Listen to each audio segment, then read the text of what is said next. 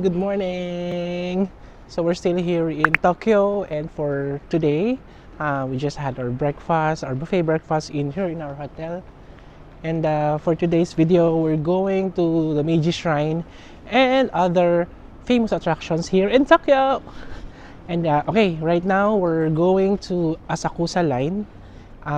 We're here in Kuramei Station, and then we'll head towards Harajuku for the Meiji Shrine. Let's go! It's 2 degrees today here in Tokyo pala. Right, tara na. Punta na tayo sa Harajuku. Okay, let's go.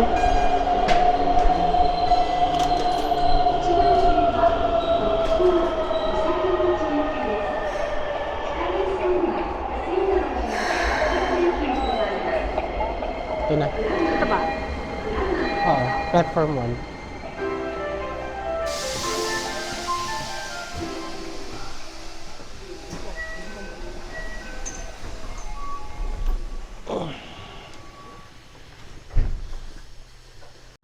Guys, alam nyo ba? Mali kami ng binabaan. Isang station pa pala. Shinagawa dapat kami. Zenkakuji Temple pa lang. So, sakay uli kami ng tren. Ano pumasok sa iso? Bakit pa tayo bumaba? Sasakay ulit tayo ng tren, isang station na lang. Puta na, libre yung aming ticket, yung Metropass namin. Tara, sakay tayo ulit ng tren. Okay guys, so nasa Shinagawa na tayo. Since lilipat tayo ng JR line, hindi natin magagamit yung ating Tokyo Subway Pass. So ito yung gagamitin natin for all the JR line na train na sasakyan natin. So, akit na tayo papuntang Yamanote Line. Pero kung tuloy-tuloy sana tayo dun sa taas, pwede na tayo mag-exit. Kaso lang, we're using a passes for Tokyo Subway. Okay lang naman, konting hassle lang naman yun. Well, bukod sa pagkakamali kanina, nagkamali tayo na baba ng station. Okay, so hanapin na natin ang papuntang Yamanote, Harajuku. So this is the JR line here in Shinagawa.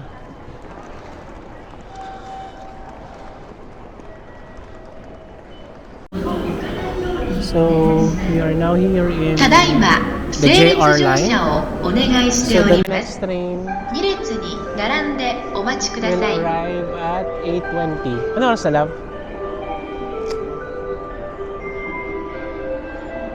Yeah, in 3 minutes the train is coming.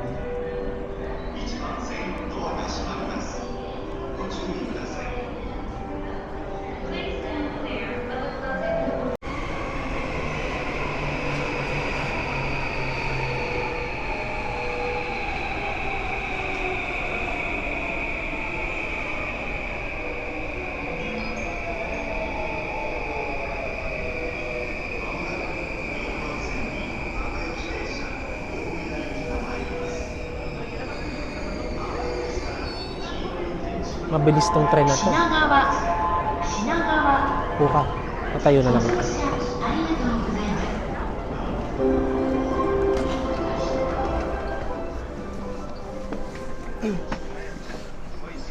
ka na lang. Malapit lang ba tayo? Oh, malayo. Pero kayo.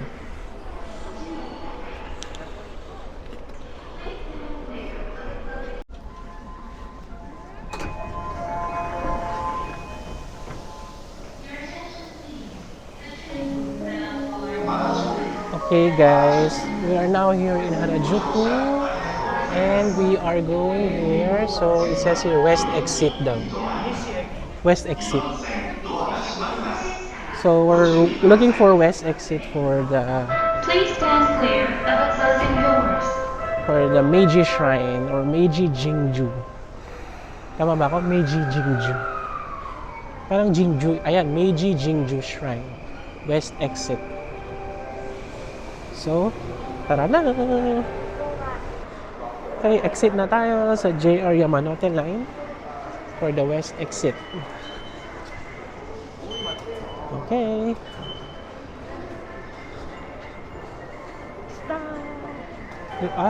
There is. Oh, there's a stamp here. In Harajuku Station. Okay, mag-stamp ka. Ang ganda oh. Wow. Living for this view. In my past video guys, if you're watching, you know that I like trains. I like riding trains. So ito na naman siya oh. Sulatan mo na nga yan para hindi ka na magtatanong. Harajuku to, di ba? Oh, Harajuku. Nakasulat Harajuku. Yung mga tinatanong ko sa'yo, yung walang nakasulat. Ah. So, let's go here in Meiji Jinju West exit. Yan ang new day. Tingnan muna tayo guys ng lotion dito.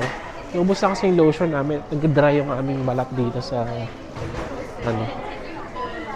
Meron bang mga sarap na kape dito? Ayan, sige, mag-latte na ako dito.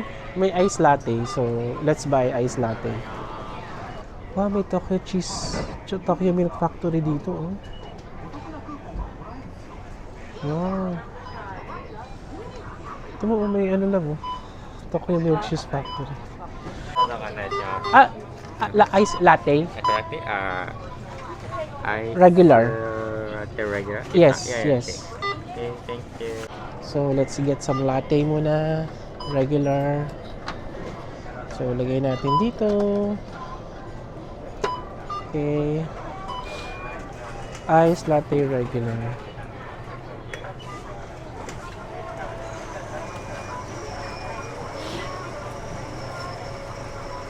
Ayan na. Grabe guys, naaamoy ko yung kape. Yung pagkakagrind niya.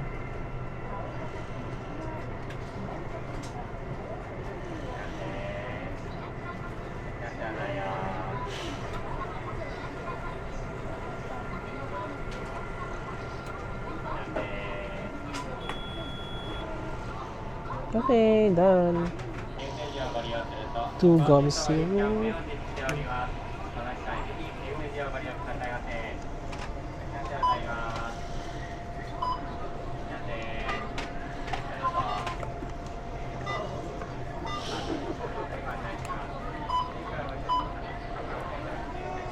So here's our coffee from New Day. I must say, mas gusto ko pa rin yung sa Family Mart. Pero try lang natin. Di ba? At least try natin yung sa New Day. We're here in Meiji Shrine. Ito na pala yung labo. That's the Meiji Shrine. No, this is free.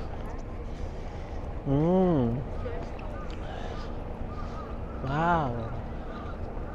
Mamaya pa picture pa balik o gusto mo dito na? So, enter na tayo folks dito sa Meiji Shrine. So, napakalaki nilang wooden na torii gate. Guys, the weather is so nice today.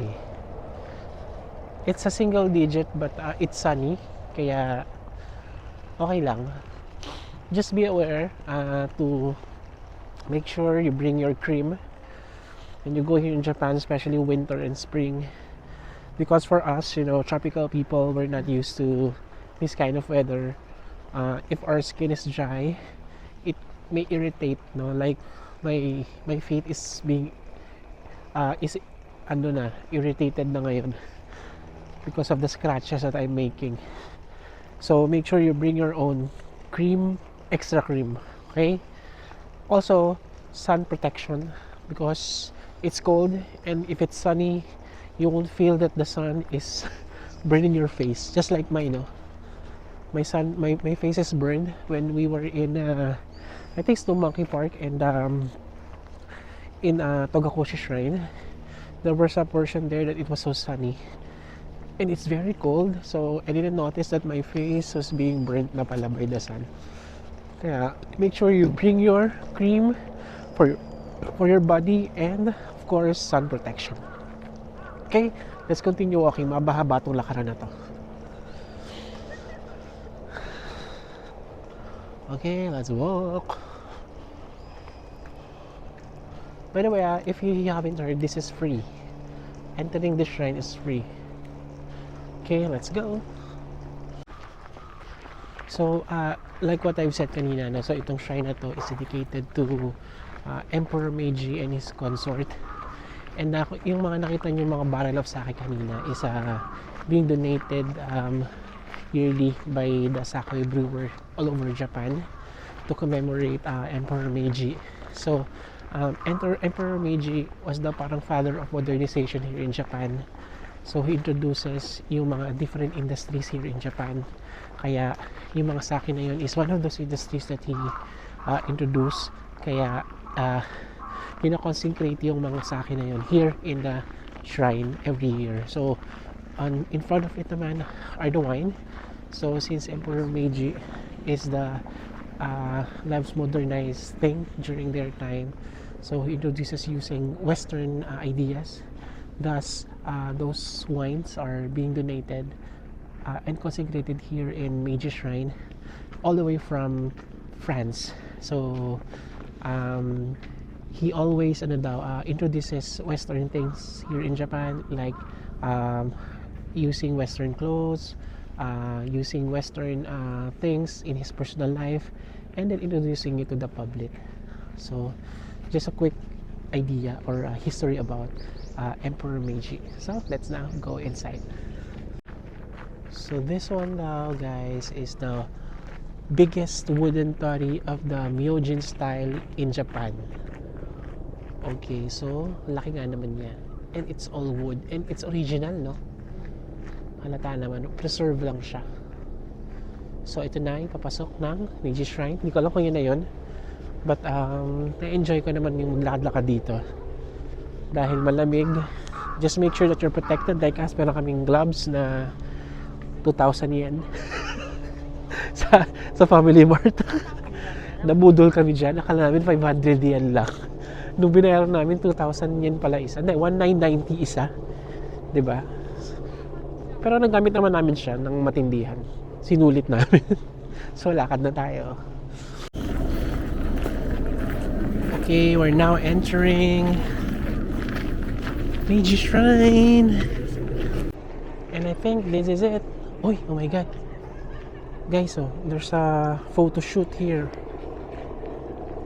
Is that a wedding wedding photo shoot? Wedding ang cute. Ay, may ganun ito. Doon na tayo, meron sa loob ata niyan eh. Okay, we're now entering the gate of the Meiji Shrine. May kinakasal pala dito. Yan, may parang may chapel dito. Ayan, kita nyo ba? Meron kinakasal sa loob. So, pasok na tayo dito sa gate ng Meiji Shrine.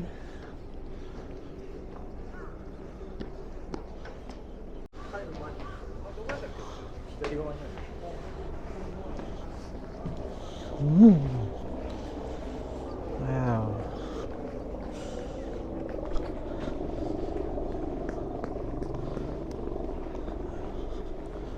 There's not a lot of people here, just enough for you to have a picture, I think. So hanggang dyan lang naman yan, hindi na yata aabot dun. Hindi na makakapasok, hanggang dyan na lang. Kasi yun na yung mismong shrine, yun nasa loob. So we'll just stay here up to that gate. Maybe we'll have a picture here na with Lana. Saan yun? Ito.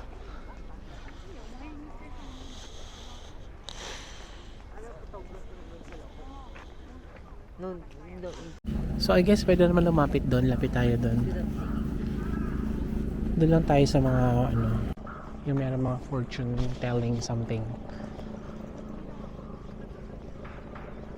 Dito tayo, magaganon ako. Yung ganun-ganun.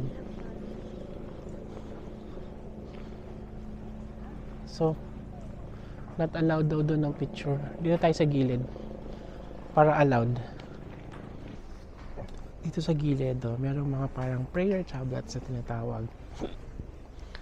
Yan, so pwede ka maglagay ng mga, parang bibili mo yung wood eh. You have to buy your wood. Tapos, lalagay ka ng prayers and then sasabit mo dyan. Tingnan natin kung magkano. Ayan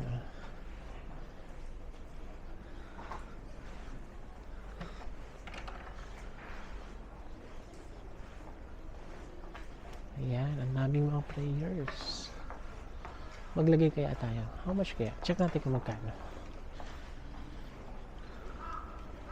So meron naman pala dito guys, kung ayaw nyo bumili ng wood, meron dito parang mag-offer ka lang, magsusulat ka dito, lagay mo sa envelope, tapos maglagay ka ng offering doon. So tara, gawin natin to, mag-offer tayo.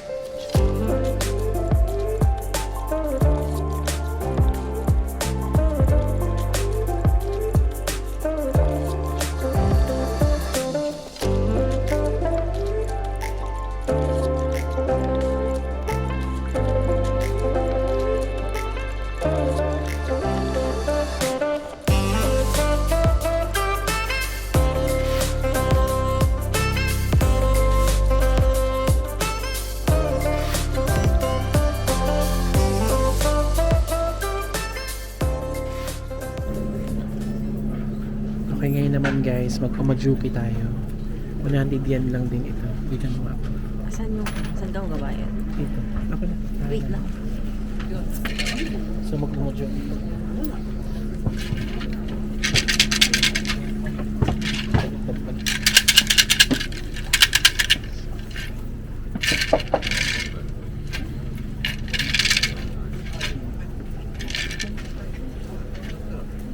What number? 21.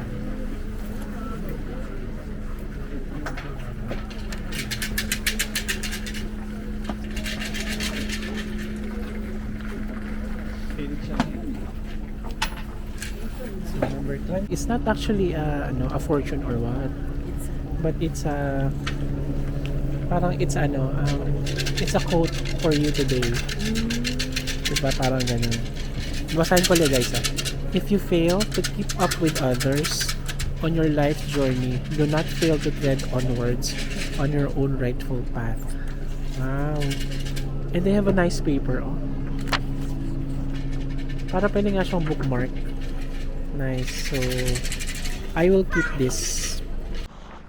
We're done here in the Meiji Shrine, and we're going next to the Harajuku. So, it's just adjacent this shrine. So mga 10 minutes walk from the main shrine going to Yoyogi Park. Let's go.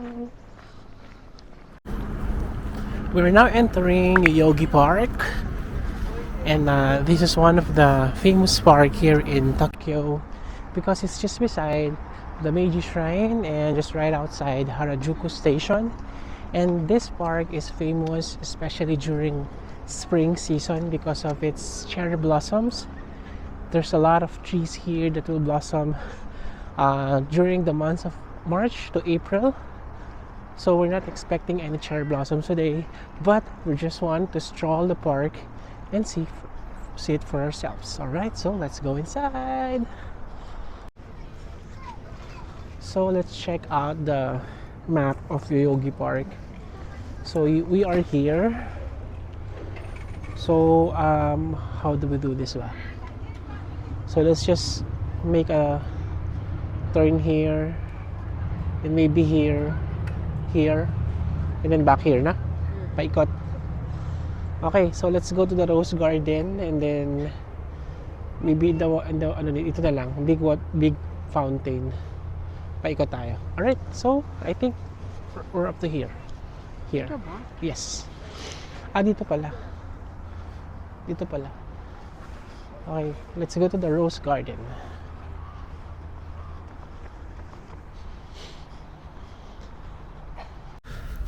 Guys, this is what I'm telling you earlier. Oh. Come spring season, those trees, those barren trees will turn into pink color in the last week of March to April, or I think even first week of March. Some of the branches are starting to blossom actually when you look closer. It's starting to blossom already. Can you just imagine? All these trees here color pink. Wow. But we're not yet targeting that. Maybe in the next 2 years. This place is also serve as the community park here in Japan, especially for the locals. There's a lot of people jogging, exercising, and there's also tourists here. Mas maraming turista kaysa sa mga nagja-jogging. I saw people biking. So even if it's winter or transitioning from winter to spring, it's still very nice here. Nice walk.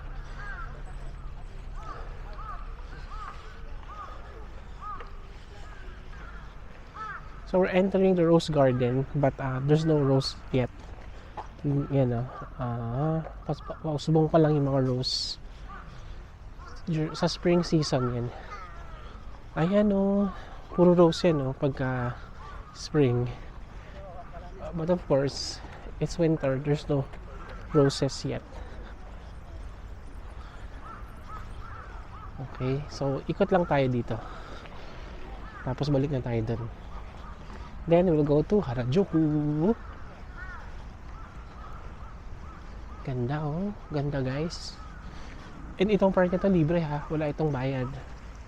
So you can come here anytime of the day, anytime you want. Fountain. And I think there's a lake over there at the end of this trail.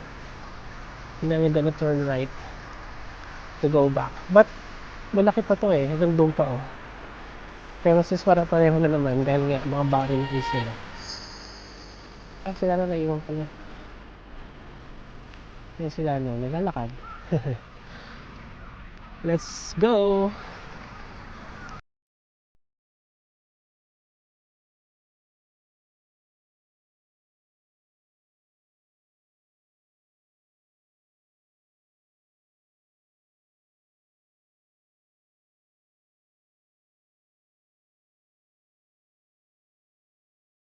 So, may nakita kami Hindi ko alam kung cherry blossom to.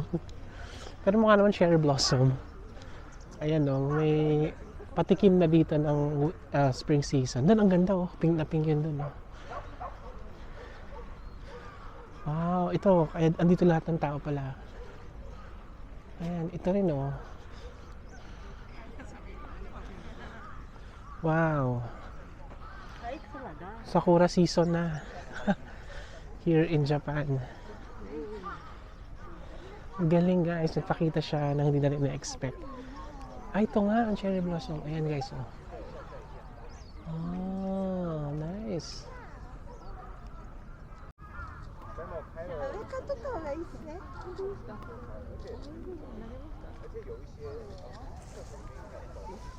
Yeah, meron pa dito mga cherry blossom sa side na to. Ang dami pa dito ano ka pala kasi sa bagay March na naman kaya medyo marami-rami na rin mga hindi actually konti lang to, ilan lang to 1, 2, 3, 4, 5, 6 para mga 6 lang na puno ang umusbong. Ayan wow, ang ganda. Isipin nyo pagka punong-puno to We're done here in Yoyogi Park and we're going to Harajuku area. We're just gonna explore the area before our lunch. Okay? And hanapin din namin yung lunch na yung restaurant na pag-lunch namin. Okay? Tapos after lunch, saka tayo mag-explore sa buong Harajuku. And then this afternoon, we're going to Shibuya. Right? So, ang ganda nitong itong Yoyogi Park kasi unexpected nakakita kami ng sakura or ng cherry blossom. Alright, so let's go to Harajuku.